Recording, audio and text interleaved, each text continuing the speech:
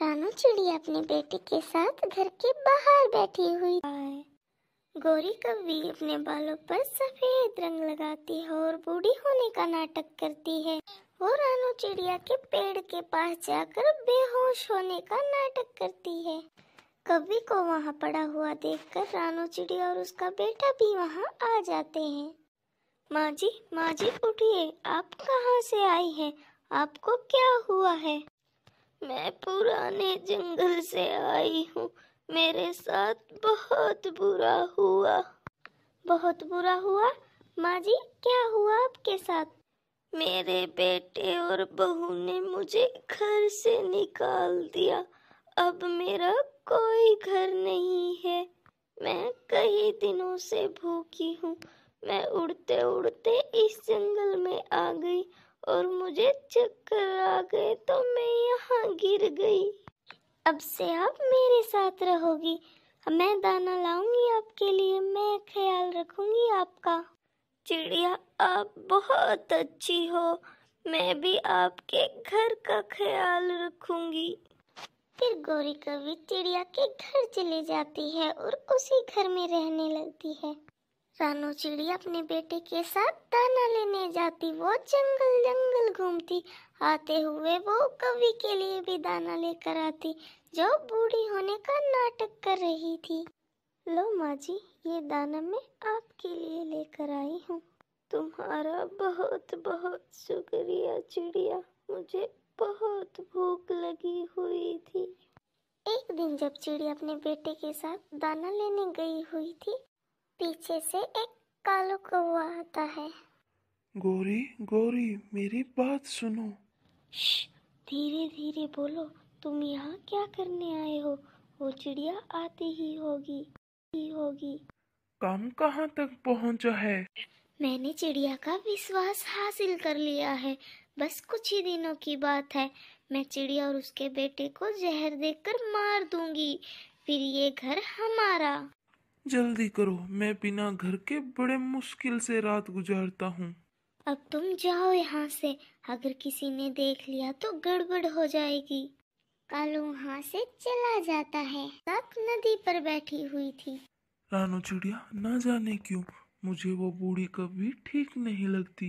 कबूतर भैया, वो कभी बहुत मुश्किल की मारी हुई है। उसके बेटे और बहू ने उसे घर से निकाल दिया। लेकिन उस पर विश्वास करना तुम्हारी भूल भी हो सकती है चिड़िया। कबूतर भैया, किसी मजबूर की मदद करना कोई गुनाह नहीं है। फिर एक दिन मिट्ठू तोता चिड़िया से कहता, रानू चिड़िया चलो, आज हम दाना ढूंढने दूसरे जंगल चलते हैं। हाँ चलो मिट्ठू भैया, मुझे भी कई दिन हो गए मीठा फल खाए हुए। आज हम मीठा फल ढूंढ कर खाएंगे। फिर दोनों दोस्त मीठा फल ढूंढने दूसरे जंगल जाते हैं।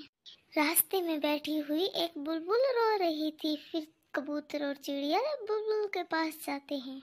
बुलबुल बहन, क्यों रो रही हो? क्या हुआ? चिड़िया बहन, कुछ दिन पहले मेरे घर एक कौवी आई। वो बूढ़ी थी, उसने मुझसे घर में आसरा मांगा। चिड़िया ये सुनकर हैरान हो जाती है और बात आगे बढ़ाती है। फिर क्या किया उस बूढ़ी कौवी ने बुलबुल बहन, जो आप रो रही हैं? वो 2 दिन मेरे घर में रही। मैंने उसे दाना दिया, पानी दिया और फिर एक दिन वो मेरा अंडा लेकर भाग गई। मिट्ठू भैया जल्दी से घर चलो, मुझे बहुत डर लग रहा है।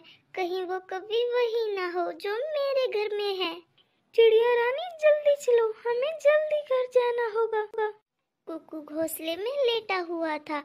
कौवी समझती है कि वो सोया हुआ है। ये चिड़िया का बच्चा सोया हुआ है, मौका अच्छा है। मैं एक काम करता हूँ, आज ही इन माँ बेटा को मार देती हूँ।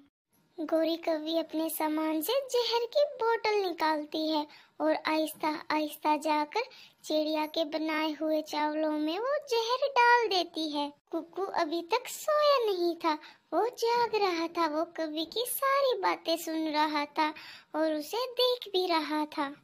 हो गया, काम हो गया। अब मरेंगे दोनों माँ बेटा। कुकू बेटा लो, ये चावल खा लो। तुम्हारी मम्मा कह गई थी कि जब कुकू उठे तो उसे खिला देना।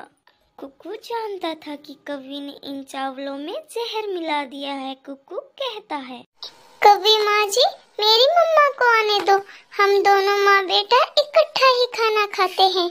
और भी बढ़िया बेटा, तुम दोनों इकट्ठा ही खाना खा लेना। चिड़िया और मिट्ठू तेजी से उड़ते हैं और चिड़िया अपने घर पहुंच जाती है।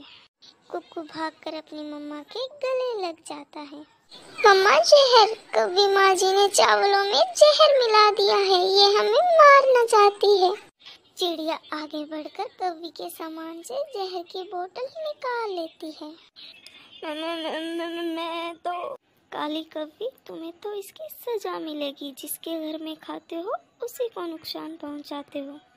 फिर चिड़िया और मिट्ठू गोरी को मारने लगते हैं और मार मार कर उसे अधमरा कर देते हैं। अब कवि ऐसी हालत में भी ना थी कि वो उड़कर कहीं जा सके।